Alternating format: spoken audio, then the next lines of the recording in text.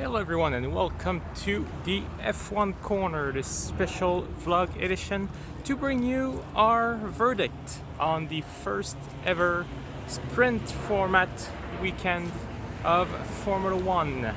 And in total honesty, I need more convincing, really.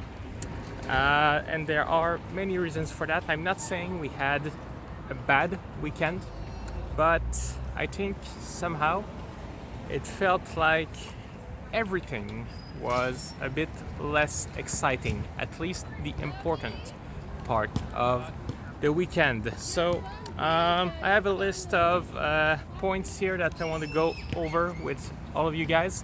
And of course, you can always spark a debate by leaving a comment down below. And remember to subscribe and to like this video. So let's start with the beginning of the weekend on Friday.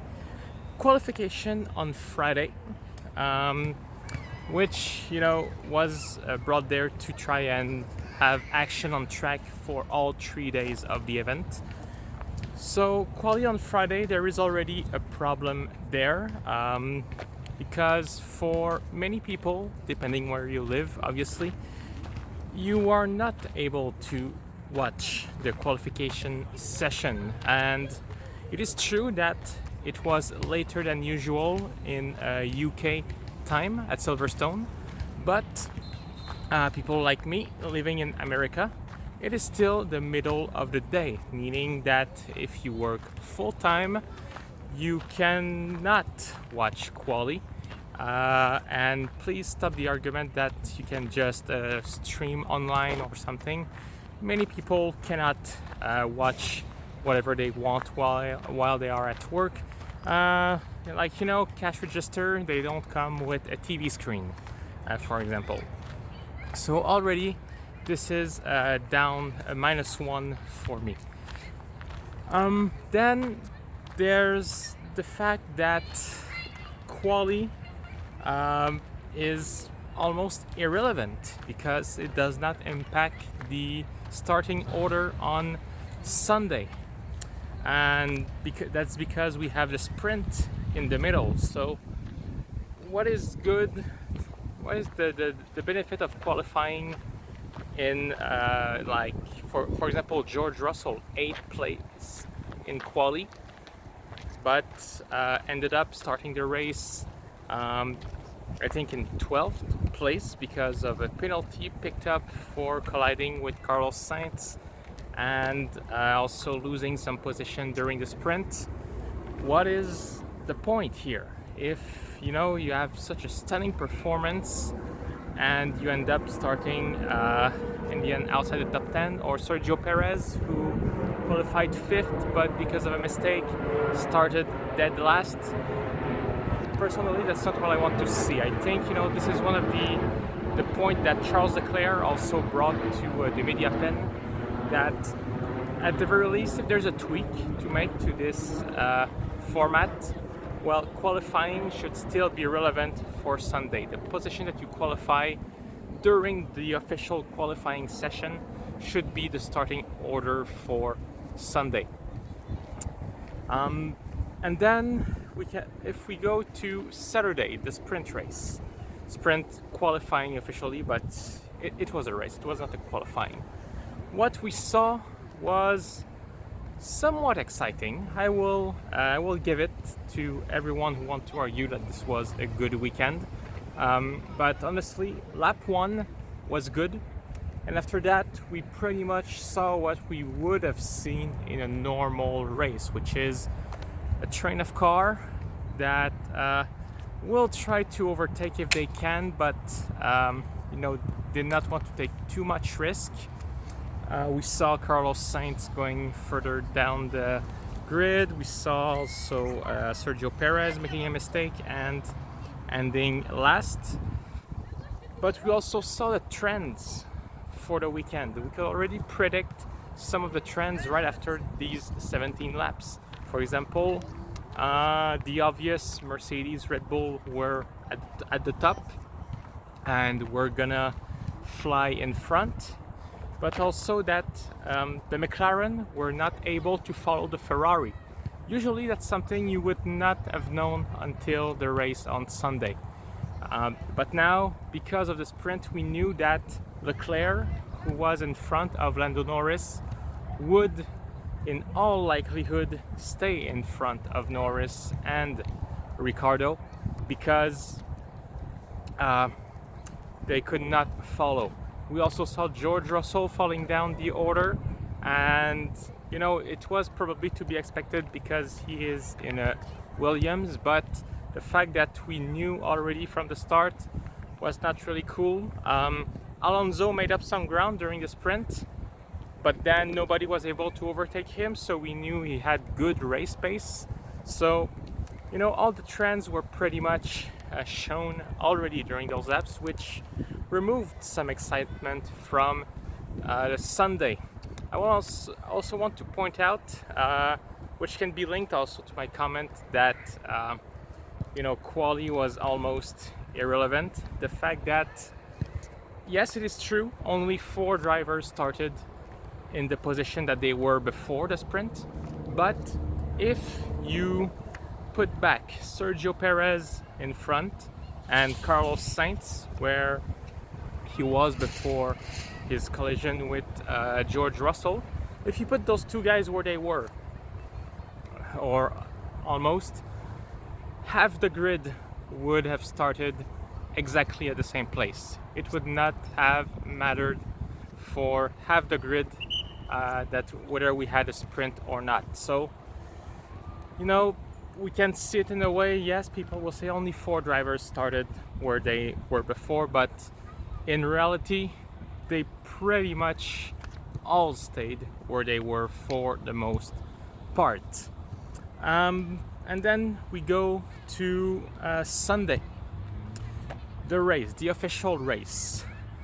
Because we had somewhat of a race on Saturday, personally, I woke up on Sunday not as excited as I usually am for a Formula One race. It's like I was missing the qualifying, literally. I could not watch quali session on Friday in a serious manner because I was working, and because it was not Saturday, there was no real build-up of excitement for me.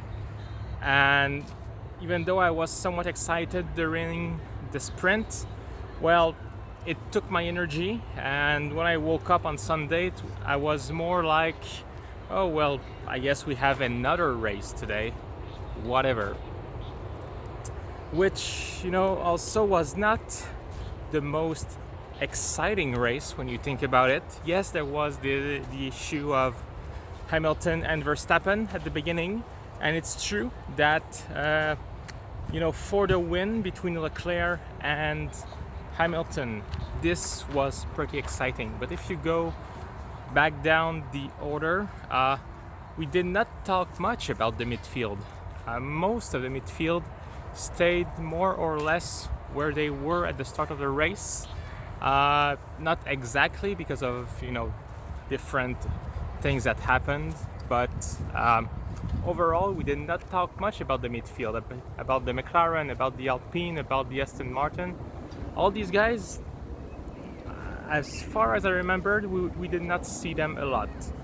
And this also brings me to my next point, which is there was no tire strategy at all during the race, because you had free choice for the sprint, which is fine, but when the race came, everybody, literally except Sergio Perez, dead last, started with the medium tires. So nobody took any gamble, nobody tried anything crazy, which we would normally see with our format of quali on Saturday, with some people starting on the soft, others starting on the medium, and, you know, trying to make different strategies work. We did not see that on Sunday at Silverstone, which, you know, also comes back to my first point that quali should be relevant to Sunday's race and etc, etc. But this was a shame, because usually the excitement of a Formula One race also comes from the tire strategies and everyone trying something different to overtake the other.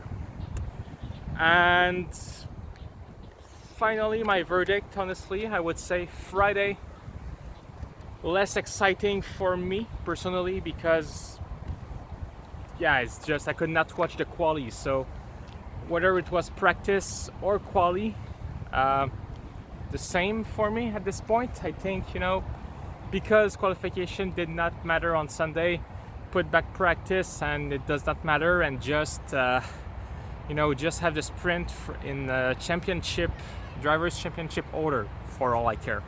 So Friday was a downer for me.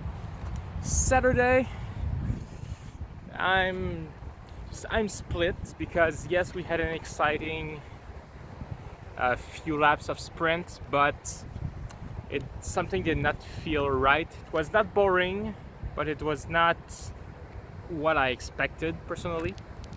And Sunday, I was in no real racing day state on Sunday. It just felt like, let's continue what we started on Saturday. So overall, yeah, it will need some tweaking. I'm ready to give it another chance. Monza coming in a few months with another go at the sprint format.